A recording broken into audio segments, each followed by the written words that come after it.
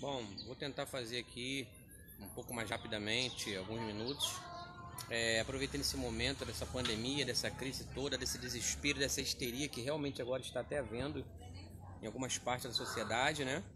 E uma amiga fez uma publicação no Facebook perguntando o que a pessoa faria se ela fosse governador ou presidente nesse momento.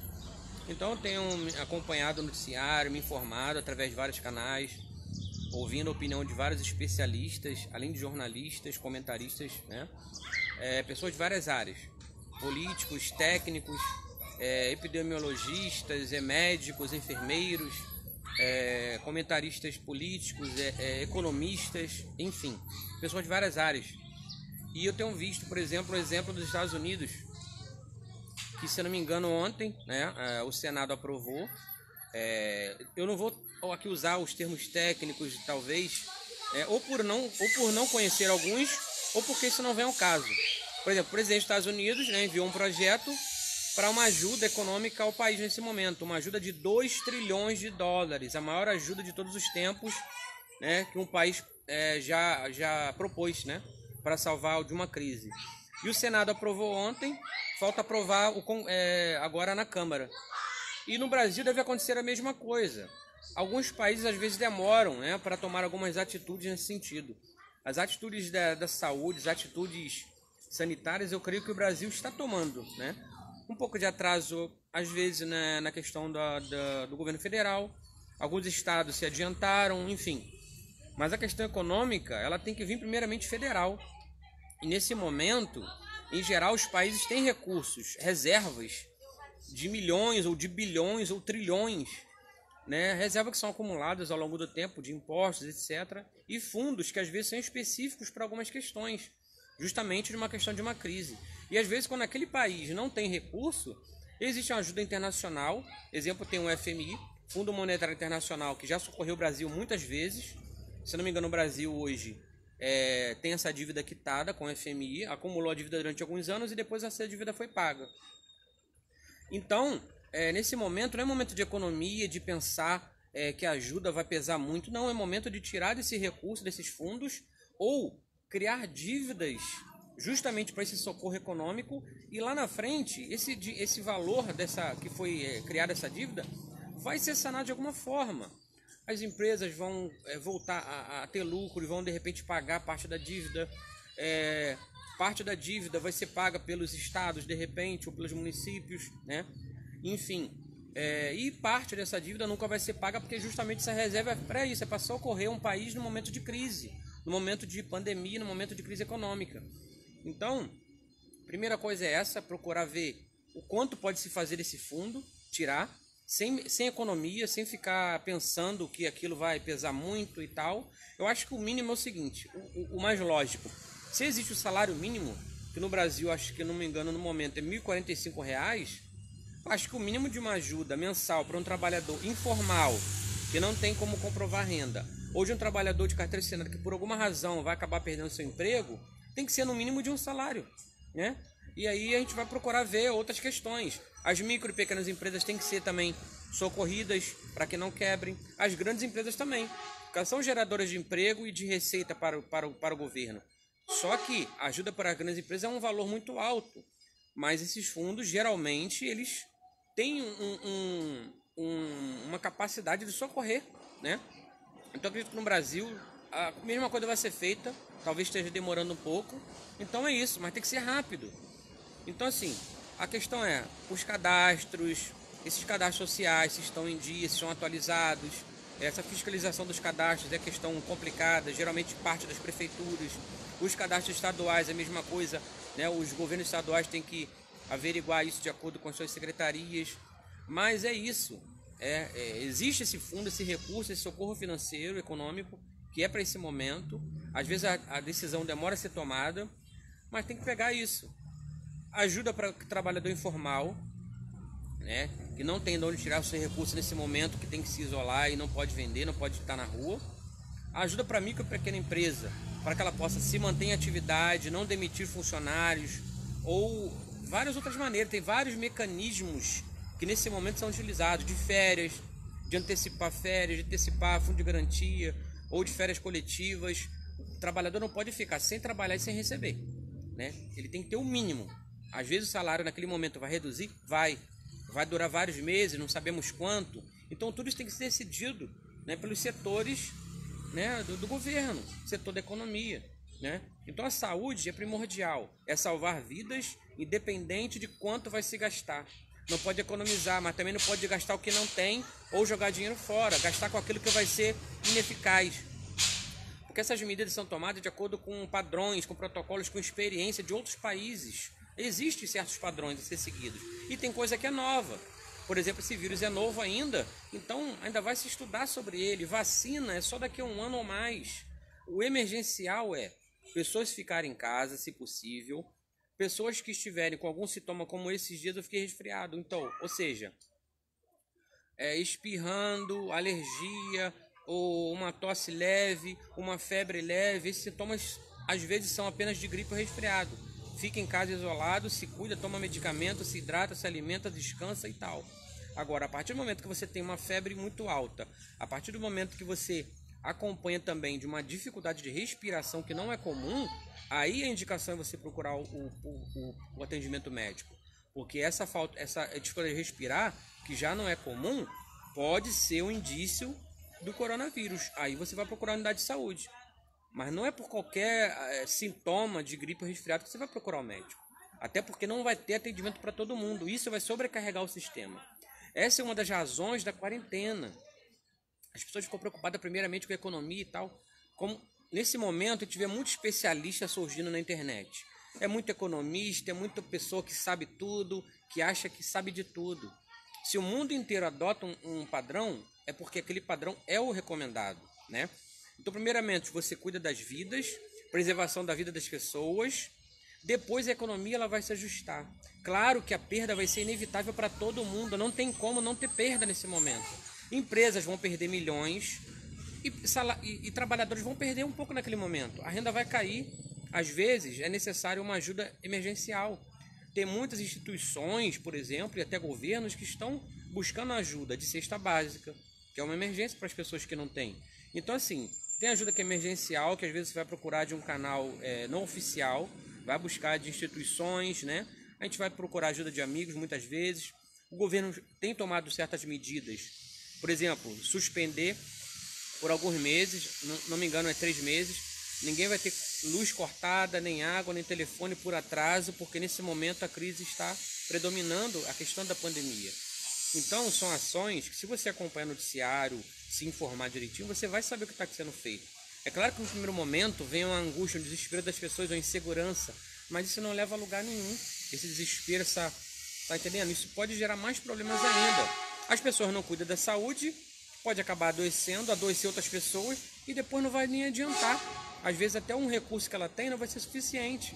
Então assim, manter a calma, se informar, não entrar em alarme, não acreditar em toda notícia que chega pelo WhatsApp, pelo Facebook, o que alguém publicou.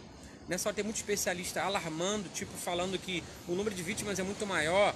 Vamos ser bem objetivos, né? Pelo que eu sei, realmente em todo mundo acontece isso. Não tem como você saber exatamente quantas pessoas estão doentes ou morreram naquele momento, porque nem todo mundo procura o sistema de saúde. Nem todo mundo, tem gente que fica doente e morre em casa. Depois é que vai saber a causa da morte. Tem pessoa que fica doente, se cura sem procurar o médico e nunca vai ser contabilizado.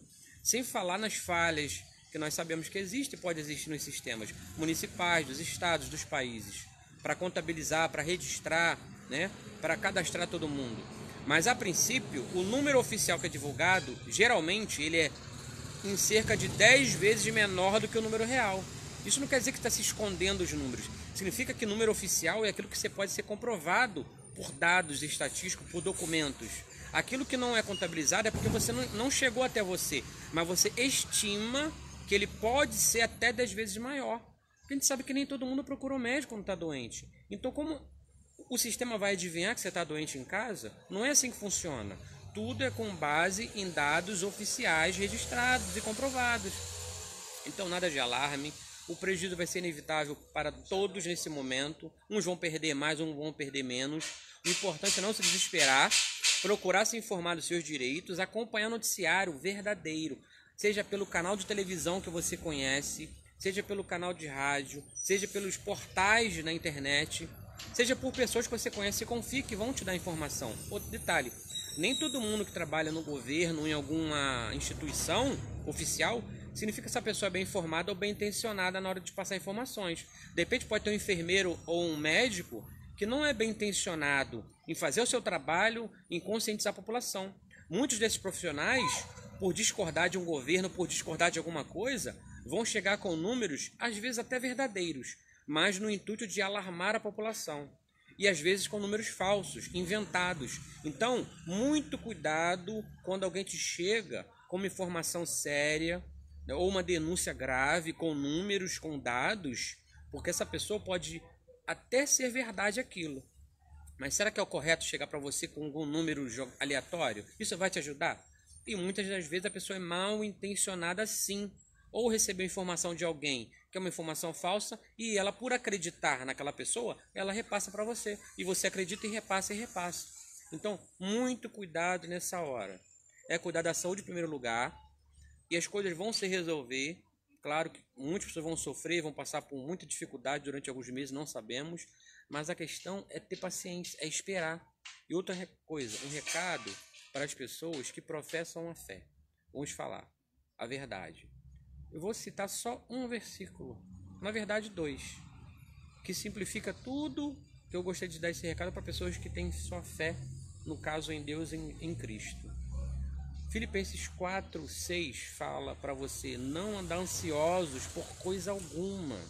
Não ficar ansioso, preocupado com o dia de amanhã. Mas antes você leva suas orações a Deus, faz seus pedidos, né? Fala das suas necessidades, confiando nele. E o versículo 13 fala que, com a força que Cristo me dá, posso enfrentar qualquer situação. Essa versão desse texto que eu gosto é na versão Nova Tradução, na linguagem de hoje, uma linguagem moderna e adequada para simplificar. Ou seja, não vivo ansioso pelas coisas do amanhã, o que vai acontecer amanhã, se eu vou ter alimento, se eu vou ter saúde, e sabendo que, com a força que Cristo me dá, eu posso enfrentar qualquer situação. E quando eu falar qualquer, é de doença, é econômica, é de medo, é de pânico, é de perigo, é de tudo. Então, se você tem fé, confie no que os órgãos de saúde estão falando, se cuide, não se desespere, você não vai morrer de fome, não vai passar fome, eu creio nisso, ainda que você tenha que pedir ajuda emergencialmente a alguém. Mas vai vir esse socorro, né? Para quem crê em Deus, vai vir esse socorro. E nós estamos no sistema aqui da Terra, nós vivemos, né, de acordo com as leis do homem, então esse socorro vai vir também. Às vezes ele demora um pouco, não é o ideal, mas ele vai vir. A questão é você se informar, esperar, saber os seus direitos e compartilhar as informações que sejam verdadeiras, que sejam oficiais, confiáveis e que vão trazer tranquilidade para as pessoas e não aumentar o medo e aumentar o pânico. Então é isso que eu queria deixar nesse momento, para que em vez de se alarmar, se desesperar e ter um pensamento negativo ou pessimista, que eu acho que não ajuda nada você ter um pensamento pessimista e negativo das coisas. As coisas não vão mudar. Pelo contrário, a mentalidade de cada um é que pode fazer toda a diferença. O que me mantém vivo, de pé, com esperança, trabalhando, lutando, não desanimando e sempre buscando alguma alternativa para uma dificuldade, é a mentalidade positiva, é a mentalidade de esperança, é a mentalidade otimista. Não devemos deixar de ser realistas, saber que a situação é difícil, que pode melhorar sim, mas estarmos também conscientes de que a situação pode vir a piorar em algum momento. Isso é ser realista. Mas eu jamais vou ser pessimista, ficar pensando que tudo vai piorar e sair desesperado para o mercado para comprar, para encher meu armário de compras, para estocar álcool em gel, para estocar sabonete, enfim. Não vai ajudar em nada, não precisa desse desespero. Vai faltar para quem tem pouco, vai faltar para quem não tem dinheiro para comprar. E vai desabastecer e vai gerar mais pânico. Não é por aí. Isso demonstra uma pessoa que não tem um equilíbrio emocional, né? Que não tem fé, que não tem esperança e que não usa sua lógica para entender que não há necessidade disso. Tá entendendo? As coisas continuaram funcionando. Algumas coisas têm que parar, porque não são essenciais, para diminuir o fluxo de pessoas circulando e diminuir o número de pessoas contaminadas e diminuir o número de pessoas doentes e diminuir pessoas que vão morrer, porque o sistema não iria aguentar. Esse é um dos motivos da quarentena. para preservar o sistema de saúde que já é precário. Isso não é só no Brasil. Muitos vão ficar falando mal do Brasil como se fosse o pior lugar do mundo. Geralmente a pessoa acha que a sua casa, a sua realidade é pior e a grama do vizinho é mais verde. Isso é comum.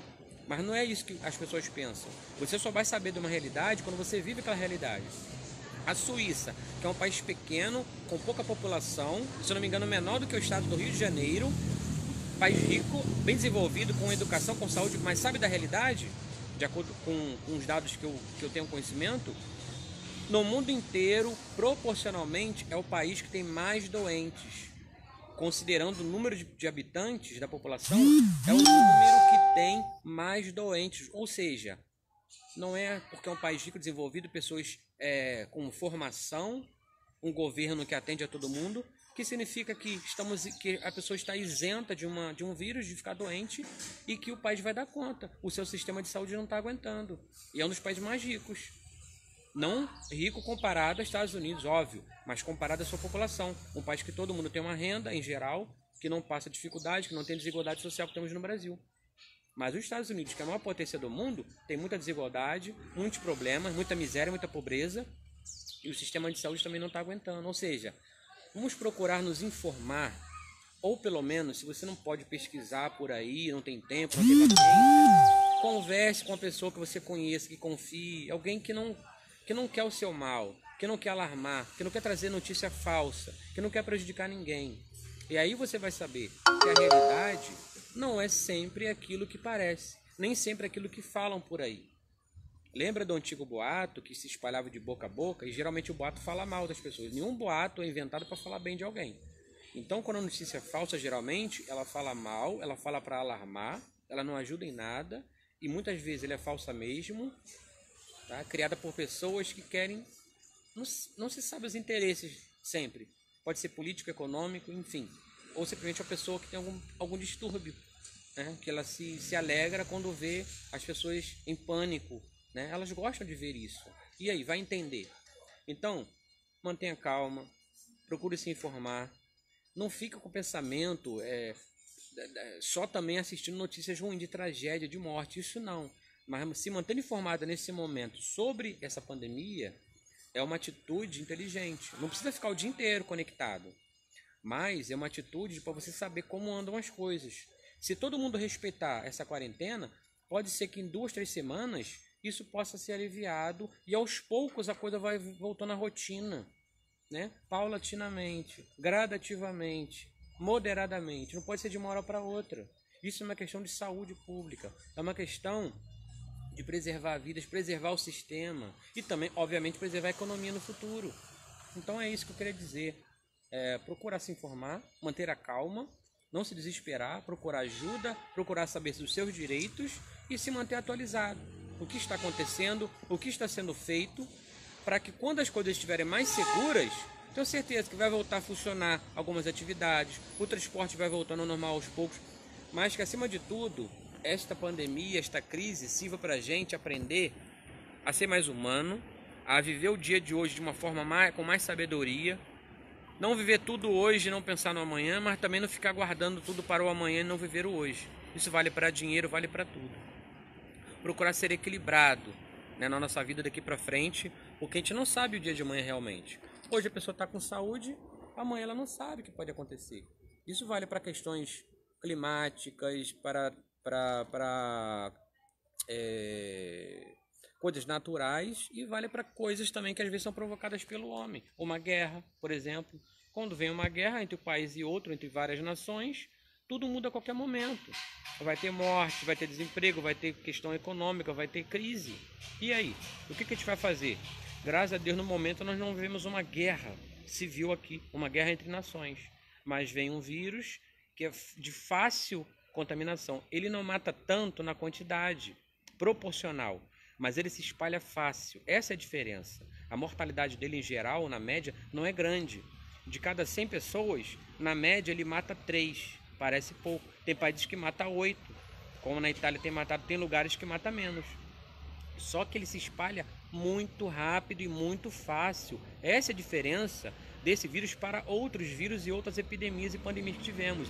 Então, nesse momento, tem muita pessoa mal informada, mal intencionada, vindo com informações e notícias para alarmar, para descredibilizar as informações que a gente está recebendo, né? Seja do governo, seja de instituições, seja da imprensa. Então, assim, nessa hora, temos que deixar nossas preferências de lado, partidária, ideológica, sabe?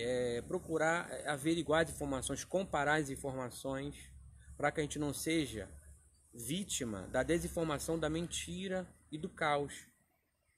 Para que a gente seja uma pessoa que possa trazer boas influências e ajudar pessoas a se informarem, a se tranquilizarem nesse momento.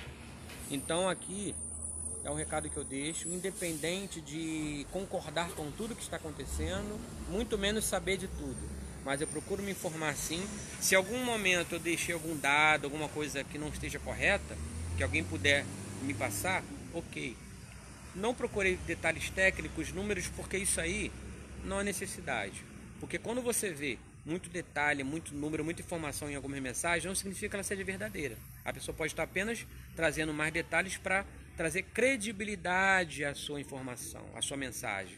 Ela usa nomes de pessoas conhecidas, ela usa referências. Isso não garante nada. Tá entendendo? Quem me conhece confia que no mínimo eu vou procurar me informar para repassar, vai saber que se eu não tenho dados aqui, detalhes, é porque eu não achei necessário.